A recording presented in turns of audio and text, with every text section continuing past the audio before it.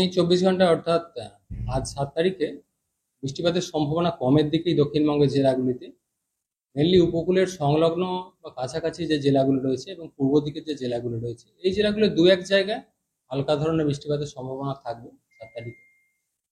8 তারিখেও খুব বেশি চেঞ্জ নেই, মেনলি স্থানীয়ভাবে লোকালাইজড কারণে, মেঘ তৈরি হওয়ার কারণে দু এক জায়গায় হালকা ধরনের বৃষ্টির সম্ভাবনা 8 তারিখেও তৈরি হবে। সেটাও মেনলি উপকূলের কাছাকাছি জেলাগুলো এবং দক্ষিণবঙ্গের যে পূর্ব দিকের যে জেলাগুলো রয়েছে, এই জেলাগুলো দু এক জায়গায়। বৃষ্টিপাতের সম্ভাবনা 9 তারিখে দক্ষিণবঙ্গের সব জেলাগুলিতে দু এক জায়গায় তৈরি হবে বৃষ্টিপাতের সম্ভাবনা। মেনলি 11 তারিখ থেকে বৃষ্টিপাতের সম্ভাবনা কিছুটা বাড়ছে দক্ষিণবঙ্গের জেলাগুলি, এটাও বিক্ষিপ্ত ধরনের বৃষ্টি। তাপমাত্রা আগামী 3 দিনে 2 থেকে 3 ডিগ্রি মতো বাড়ার সম্ভাবনা রয়েছে দক্ষিণবঙ্গের জেলাগুলি, বিশেষ করে কলকাতা পার্শ্ববর্তী অঞ্চলে সর্বোচ্চ তাপমাত্রা 35-36 ডিগ্রি কাছাকাছি থাকার সম্ভাবনা রয়েছে। অন্যান্য জেলাগুলি আরো 1-2 ডিগ্রির মতো টেম্পারেচার বেশি থাকার সম্ভাবনা কলকাতার থেকে। টেম্পারেচার মেনলি কমার সম্ভাবনা থাকবে 12 তারিখ বা তারপরে গিয়ে কিছুটা কমবে। উত্তরবঙ্গের জন্য মেনলি উত্তরের জেলাগুলো বৃষ্টিপাত কিছুটা বেশি থাকবে, হালকা থেকে মাঝারি ধরনের, সেটাও বিক্ষিপ্তভাবে। অর্থাৎ দার্জিলিং, কালিম্পং, জলপাইগুড়ি, কোচবিহার, আলিপুরদুয়ার, এই জেলাগুলো বিক্ষিপ্তভাবে হালকা থেকে মাঝারি ধরনের বৃষ্টিপাত আগামী এক সপ্তাহ।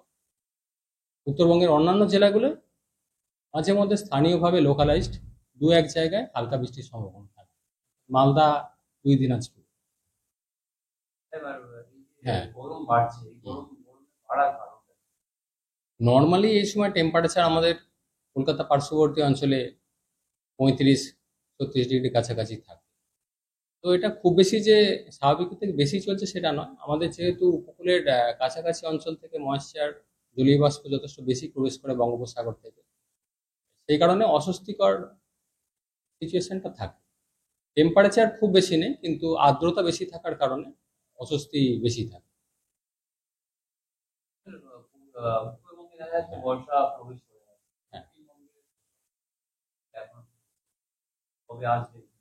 না, ইমিডিয়েট কিছু আগামী 5-6 দিনে সেরকম উল্লেখযোগ্য কিছু চেঞ্জ নেই। পরে বর্ষার আপডেট ফার্দার জানানো হবে। এখনই খুব একটা কিছু চেঞ্জ নেই। নর্মালি দক্ষিণবঙ্গে 10 তারিখ বা তারপর প্রবেশ করে। তো এখনই নেক্সট 5-6 দিনে খুব বেশি চেঞ্জেস নেই, মানে সামান্য, মানে এখনই প্রবেশ করছে না বর্ষা, ইমিডিয়েট নেই।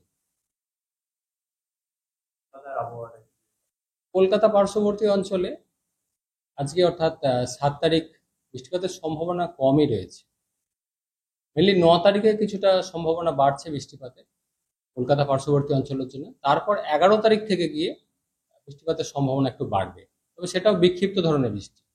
মেনলি কলকাতা পার্শ্ববর্তী অঞ্চলে 9 তারিখ এবং 11 থেকে তারপর পরবর্তী সময় বৃষ্টিপাতের সম্ভাবনা বাড়বে। তাপমাত্রা সর্বোচ্চ কলকাতা পার্শ্ববর্তী অঞ্চলে 35-36 ডিগ্রির কাছাকাছি থাকার সম্ভাবনা রয়েছে।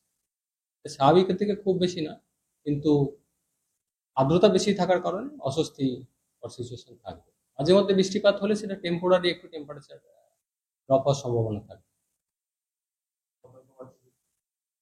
এরকম ইমিডিয়েট কিছু নেই।